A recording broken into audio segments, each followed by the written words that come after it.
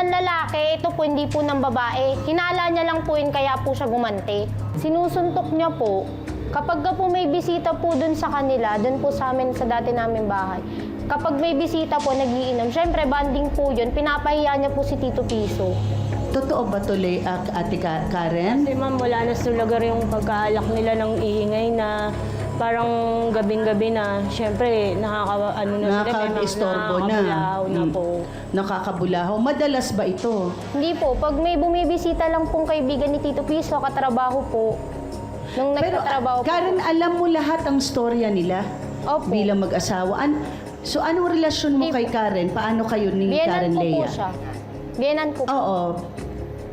Biyanan. Opo. Asawa mo yung anak niya niya. po sa unang asawa niya. Okay, pero ang kampi mo si Tito Tito Piso. Rogelio. Opo. Bakit?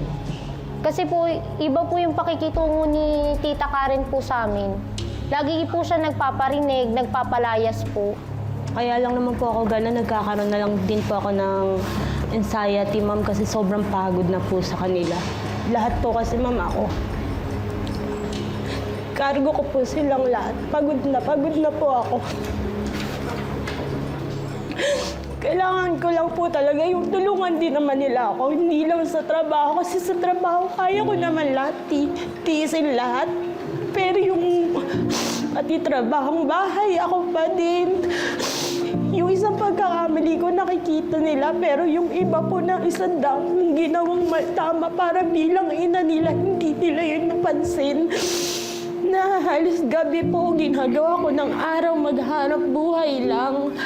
Ate Karen, naiintindihan namin ang pinagdadaanan mo kasi wala namang taong may gagawin na walang dahilan eh.